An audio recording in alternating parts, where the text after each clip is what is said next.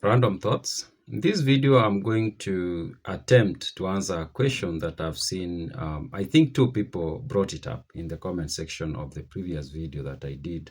And the video was about the Talai people and how that group of people deciding not to betray the Kipsigis prevented the Kipsigis from being taken to Tanzania. And there's a bit or something that I did not make very clear in that video, and is that the Talai is actually the clan of the Libons. I think that did not come out very clear, but I guess many people got what I was talking about. Now, then the question is, or the issue that came up, it seems like it's not really quite related to the video, but came up twice, and I thought maybe I should talk about it. And is the question of two people made this comment that why are the Kipsigis, who are the majority in the Kalenjin group, being led by minorities? Now, that's a question that has to be tackled at two levels. So, number one, I need to point out that, actually, the Kipsigis have the biggest number in the Kalenjin group. Going by the census of 2019, the Kipsigis have a population of close to 2 million. The next group in the Kalenjin group is the Nandi, who have a population of about 1 million. Now, the other groups, the Tugen have like maybe 300,000, is very small. The KO, all the rest have lower numbers in the hundreds mostly. So that's the first part of the answer I'm going to give, is to agree that yes, the Kipsigis have the largest number in the Kalenjin group. And some people are saying it's 80%. It's not actually 80%. Maybe we could say it's something like 40 to 45%. Now, the second part of the question or the answer is to now look at is like the main part actually. And is it true that the Kipsigis are allowing themselves to be led by the minorities? The first time I saw that, I was a little bit confused by what does that person mean by them being led by minorities. And then the second person made a comment and it clicked. I realized, or it became clear what it was all about. And what it was about is that the two presidents that have come from the Kalenjin group have not come from the Kipsigis. Even though there are people making some arguments that William Ruto is actually a Kipsigis. He is not, or at least officially he is not. He is a Nandi. Now, the question, of course, now we need to start with Moi. Or I need to make this point that at no point has there been a leader, at least in the history we have today, has there been a leader of the Kalenjin group as a group. Going by my last video, actually, the Kipsigis had their own republic, and the Nandi had their own republic, and the other groups, the KU, I guess, and the Pokot, all of them had the separate republics. Now, it's possible that if we go far back, there's a likelihood that there used to be a common republic, but we don't have any information about that really. There's very little information about that. Now, but going by the history, let's say beginning the arrival of the British in Kenya to colonize the country, there has never been a point where all of them have had one leader. We could talk of during the Legico period that there was a member of parliament who came from the Rift Valley, but I don't think it ever happened that that member of parliament covered both the Nandi and the Kipsigis. It used to be the case that mostly the Kipsigis used to be put together with the Maasai and other groups, and the Nandi would be put in a different category.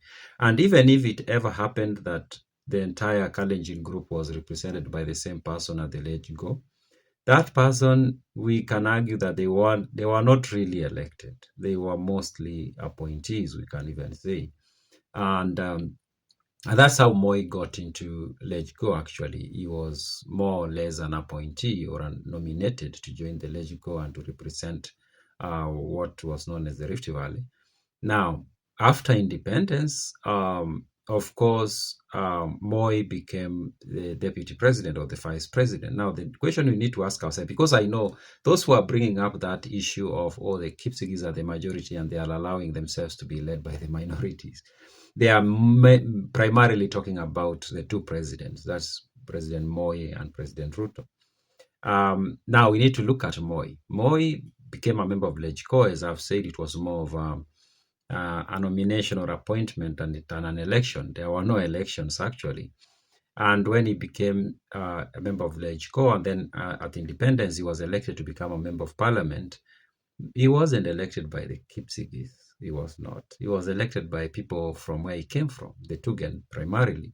And those are the people who elected him during Kenyatta's time to be a member of parliament, Ibaringo that is. And him becoming the vice president was not through election. He was appointed by Jomo Kenyatta to become the vice president. So the Kipsigis had no say in that, actually. They did not have any say. So where he was elected as a member of parliament, it was his people where he came from, the Tugen primarily, and other groups that are found in Baringo. The Kipsigis had no say in that. And then he became president in 1978. The Kipsigis had no say in that. They were just like any other community in Kenya. Moi was a vice president one day, the next day he became the president because Mzee Jomo Kenyatta had passed on. So the Kipsigis had no say about that. They could not influence that in any other way. And so Moi became the president. And so in subsequent elections, maybe we can say in the 80s, they did not have any say. No, most Kenyans didn't have much say in that because Kenya was a one-party state. And of course, the elections were just a formality and Moi was the president. Come 1990s, elections were being held, and those are the elections that Moi contested on a serious note, like it was now seriously contesting because there were serious competitors. Again, the Kipsigis were just like other citizens. They were just like the Kisi, the Kikuyu, the Luo, the Luya. They were just so it wasn't up. It was not upon the Kipsigis to decide who became the president. Actually, they just voted like every other group of Kenyans voted. So you can't say they allowed. Like, what did you expect them to do? They just had choices on the table and they picked Moi for the most part. Most of them voted for Moi in the 90s. And so them maybe saying they are not going to vote for him most likely will not have changed much. And maybe they would have voted for somebody who doesn't come from even the Kalenjin group. And in fact, they almost did that in 2002, actually. They almost voted for Nyachai, but at the last, maybe a few weeks, the elections, they changed. The mood changed. Now, so they were just Kenyans, like the rest of Kenyans when it came to Moi. Now, come to William Ruto. William Ruto has been a member of parliament from 90s, and he wasn't elected by the Kipsigis, and the Kipsigis didn't have a say in him becoming a member of parliament. They did not. There is no post that he vied for where the Kipsigis were like the only ones who were going to decide whether he became or he did not become.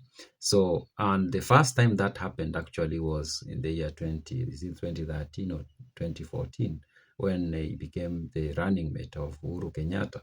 And during that time, it wasn't upon the Kipsigis or the Kalenjin as a bigger group to decide whether he became a president or not, just as them. Of course, they voted as citizens, but they participated in an election just like any other community of people, any other group of Kenyans participated in that election. And William Ruto, for the first time, we can say, received votes of the Kipsigis, but also of different groups of people, because up until that point, the only votes he had ever received were votes from where he came from the Nandi region, or from Eldoret. And maybe, of course, Eldoret is somehow people from different groups, but of course, the fact is the majority of people, especially the constituency where he used to run, was primarily Nandi. So the first time that the Kipsigis had any say in him holding a national office was during the election of Uhuru Kenyatta. And even if they decided they were not going to elect him, whoever was going to be elected was likely not to come from them. And we could still make the same argument. When he runs as a president, it wasn't just the Kipsigis to decide whether he becomes a president or not. Of course, they contributed significant votes, but they were just voting like other groups of Kenyans. If you make the argument that they allowed the minority, that doesn't make sense because it wasn't an election that was just held within the Kalenjin land. So you'll say that, oh, it was the Kalenjins who were told elect the president for the country, and then they decided to elect William Ruto. Then that argument will make sense. If you say, oh, the Kipsigis are the majority, but they allowed minorities to lead them, that argument will make sense in that setting, which never happened. Yeah, so is it true that the Kipsigis are the majority in the Kalenjin group? Yes, it is true. And is it true that they are allowed to be led by minorities? No, it's not, because every election where they have voted for a national leader who is from a different community in the Kalenjin group, it was just them participating in an electoral process like all the other Kenyans. So I don't buy that. That argument can only make sense if, for example, a Nandi runs for governorship in Kericho and wins, or Bomet. Then it will make sense. Then it will be like, why are you people electing the Nandi, or you are allowing the Nandi to become a governor or a senator or a woman representative? But otherwise, that argument doesn't hold. Those are my random thoughts.